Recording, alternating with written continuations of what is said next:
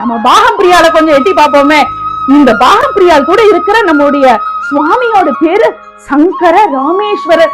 எங்க சிவபெருமான் பேர்ல ராமர் வந்தது அப்படின்னு பார்த்தா இதுக்கும் ஒரு கதை இருக்கு.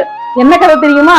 கயத்தாறு பகுதிய சங்கர ராம பாண்டியன் அப்படிங்கிற ஒரு சிற்றரசன் ஆட்சி செஞ்சு வந்தான். அவன் மிகப்பெரிய சிவபக்தன். அவர் மிகப்பெரிய சிவபக்தன்னா அவருடைய மனைவி மகாராணி அவரும் மிகச்சிறந்த சிவத்தொண்டு செய்யறவங்க.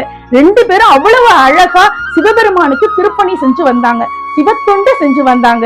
ஆனா ஒரே ஒரு குறைதான், குழந்தை பாக்கியம் இல்ல அப்படின்னு. ஒண்ணு அங்க இருக்கிற அந்தணர்கள் எல்லாம் சொன்னாங்க, நீங்க ரெண்டு பேரும் போய் காசி விஸ்வநாதரையும் விசாலாட்சியும் தரிசிச்சுட்டு வாங்க, கண்டிப்பா உங்களுக்கு குழந்தை பாக்கியம் கிடைக்கும் அப்படின்னு சொன்னாங்க. உடனே ரெண்டு பேரும் கிளம்பி காசி விஸ்வநாதரையும் விசாலாட்சியும் தரிசிச்சுட்டு அன்னைக்கு இரவே அங்க தூங்குனாங்க.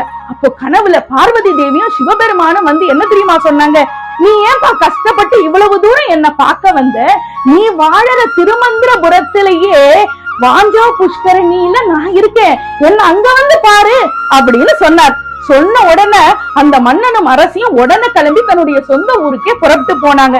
புறப்பட்டு போய் அந்த வாஞ்சா புஷ்கரணியில நீராடி வெளியில வந்து பார்த்தா ஒரு விபூதி பை இருந்தது. அந்த விபூதி பை கண்டிப்பா கடவுளுடைய அருட்பிரசாதமா தான் இருக்கும் அப்படின்னு எடுத்து தன்னுடைய உடம்புல எல்லாம் பூசிக்கிட்டாரு அந்த மன்னன்.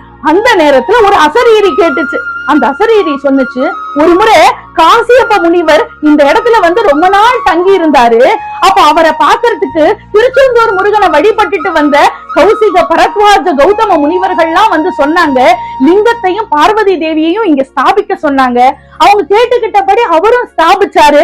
அதனால இந்த கரையில தான் அந்த பாகம் பிரியாள் மறைஞ்சிருக்கா, அவளை தேடி கண்டுபிடிக்க வேண்டியது ஓ பொறுப்பு அப்படின்னு அந்த அசரீரி சொன்னது. உடனே மன்னனும் வேக வேகமா பாகம் பிரியாள் எங்க அப்படின்னு தேட ஆரம்பிச்சாரு. தன்னுடைய பக்தனுக்கு உடனே காட்சி தரணும், கஷ்டப்படுத்த கூடாது, அதுதானே அம்பாளுடைய ஆசை. அதனால பாகம் பிரியாளே தானே மண்ணுல இருந்து எழுந்து வந்து அந்த மன்னனுக்கு காட்சி கொடுத்தா. மன்னனும் ரொம்ப பரவசத்துல அம்பாளுக்கு ஆகம மிதிப்படி முறைப்படியா கோவில் கட்டினாரு. அப்போ கோயில் கட்டுறதுக்கான செலவுக்காக ஒரு கிராமத்தையே எழுதி வச்சாரு. அந்த கிராமத்தை இன்னமும் நம்ம கூப்பிட்டு இருக்கோம், இனாம் மாப்பிள்ளை கிராமம்னு இன்னமும் இருக்கு. அப்படி ஒரு சிறப்பு மிக்க கோயில் இந்த கோயில். அதுல ஏன் சங்கர ராமேஸ்வரர் என்கிற பேர் வந்ததுன்னா, சங்கர ராம பாண்டியன் என்கிற மன்னனால ஆகம விதிப்படி கட்டப்பட்ட கோயில்ங்கிறதுனால இங்க இருக்கிற சுவாமிக்கு சங்கர ராமேஸ்வரர் அப்படிங்கிற பேரு வந்தது.